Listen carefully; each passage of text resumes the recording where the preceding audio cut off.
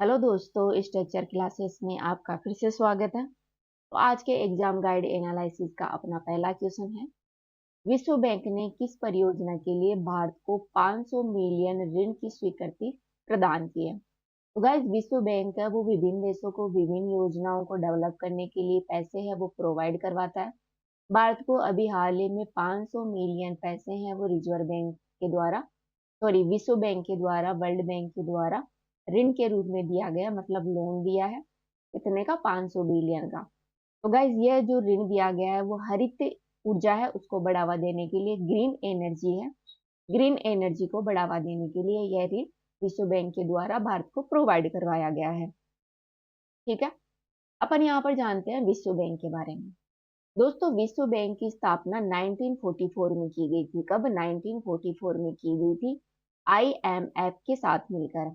जो अपना अंतर्राष्ट्रीय मुद्रास्फीति कोष है उसके साथ मिलकर इसकी स्थापना की गई थी। किसके रूप में? पुनर्निर्माण विकास के लिए अंतर्राष्ट्रीय बैंक के रूप में इसकी स्थापना की गई थी। कहने का मतलब है कि एक सम्मेलन हुआ था 1944 में। इस सम्मेलन के दौरान दो संस्थाओं की स्थापना हुई थी। एक तो आईएमएफ की, अंतर्राष्ट्रीय मुद्रा कोष की, और दूसरी है आईबीआरडी की। आईबीआरडी का मतलब है पुनर्निर्माण विकास के लिए अंतर्राष्ट्रीय बैंक। ठीक है दोस्तों, जो आईबीआरडी है इसका वर्तमान में नाम बदलकर विश्व बैंक कर दिया गया है। दोस्तों, विश्व बैंक समूह में 5 संस्थाओं की एक अनूठी वैश्विक साझेदारी है जो कि विकासशील देशों में गरीबी को कम करता है, साथ ही साझा समृद्धि का निर्माण करने के लिए स्थानीय समाधानों के लिए यह महत्वपूर्ण काम करता है। वर्ल्ड बैंक है गाइस, वो अपने यूनाइटेड नेशन यूएनओ की स्पेशलाइज्ड एजेंसी है। ध्यान रखना, इसके 189 सदस्य हैं, 189 सदस्य देश हैं, और भारत भी इसका सदस्य है। राइट। इसके साथ ही विश्व बैंक की प्रमुख रिपोर्टों के बारे में बात करें तो ये जारी करता है ईज ऑफ डूइंग बिजनेस, जिसका वर्तमान में प्रकाशन बंद कर दिया है क्योंकि ये बहुत ही ज्यादा कंट्रोवर्सी में रहती थी। तो वर्तमान में जो ease of doing business report है वो विश्व बैंक द्वारा जारी नहीं की जाती है। इसके अलावा मानव पूंजी सूचकांक, वर्ल्ड डेवलपमेंट रिपोर्ट, ये इसकी महत्वपूर्ण रिपोर्ट है। दोस्तों, विश्व बैंक समूह है, इसके अंदर टोटल 5 संस्थाएं हैं। इन टोटल 5 संस्थाओं का नाम है, पहली है आईबीआरडी, जिसका पूरा नाम है अंतर्राष्ट्रीय पुनर्निर्माण विकास बैंक। दूसरी है आईडीए, अर्थात इंटरनेशनल डेवलपमेंट एसोसिएशन संघ, अंतर्राष्ट्रीय विकास संघ। तीसरी है आईएफसी, अर्थात इंटरनेशनल फाइनेंस कॉर्पोरेशन। चौथी है एमआईजीए, बहुराष्ट्रीय गारंटी एजेंसी। और पांचवी है आईसीएसआईडी, अर्थात निवेश विवादों के निपटान के लिए अंतर्राष्ट्रीय केंद्र। तो गाइस, भारत है वो इसका सदस्य नहीं है। भारत इन चारों का सदस्य है। निवेश विवाद के निपटान के लिए अंतर्राष्ट्रीय केंद्र है, इसका भारत सदस्य नहीं है और सभी का सदस्य है। दोस्तों, विश्व बैंक की शेयरधारिता के बारे में बात करें तो 16.41% वोटिंग के साथ विश्व बैंक में सबसे बड़ा शेयरधारक है वो यूएसए है, अमेरिका है। इसके बाद में आता है जापान, जापान के बाद में आता है जर्मनी, फिर आता है यूके, यूनाइटेड किंगडम, और यूनाइटेड किंगडम के बाद में आता है फ्रांस। तो ये इसमें सबसे ज्यादा हिस्सेदारी रखने वाले देश हैं। दोस्तों, विश्व बैंक और अंतर्राष्ट्रीय मुद्रा कोष में मुख्य अंतर क्या है इनके बारे में देखिए तो विश्व बैंक का वो विकासशील देश है जो डेवलपिंग कंट्रीज है उनको सहायता प्रोवाइड करवाता है, जबकि जो अपना अंतर्राष्ट्रीय मुद्रा कोष है आईएमएफ है, इसका उद्देश्य अंतर्राष्ट्रीय मौद्रिक प्रणाली है उसको स्थिर करना है तथा विश्व की मुद्राओं की निगरानी करना है। राइट। मतलब करेंसी और मौद्रिक पॉलिसी या मॉनेटरी पॉलिसी होती है, मॉनेटरी जो सिस्टम होता है, इससे जुड़े हुए जो भी कार्य है वो आईएमएफ के द्वारा देखे जाते हैं। तो विकासशील देशों के डेवलपमेंट के लिए जो सहायता की जाती है, ऋण प्रोवाइड करवाए जाते हैं, वो विश्व बैंक के द्वारा दिए जाते हैं। राइट। अपना अगला क्वेश्चन है,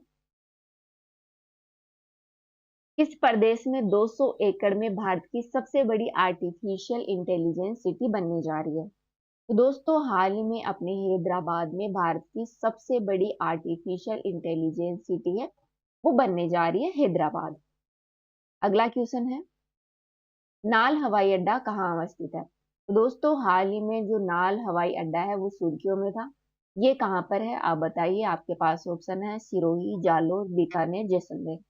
तो गाइज ये स्थित है अपने बीकानेर में। ठीक है, अगला क्वेश्चन है, चित्तौड़गढ़ कीर्ति स्तंभ किसके शासनकाल में निर्मित हुआ था? तो गाइस चित्तौड़गढ़ कीर्ति स्तंभ है वो राणा कुंभा है, राणा कुंभा के शासनकाल में निर्मित हुआ था।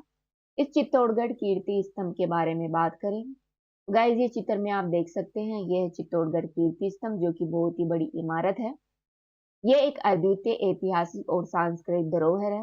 गाइस ये राजस्थान का जो चित्तौड़गढ़ जिला है वहां पर स्थित है और जैन धर्म के प्रथम तीर्थंकर आदिनाथ उनको समर्पित है। ठीक है, तो जो कीर्ति स्तंभ है वो कौन से धर्म को समर्पित है? वो समर्पित है अपनी जैन धर्म को।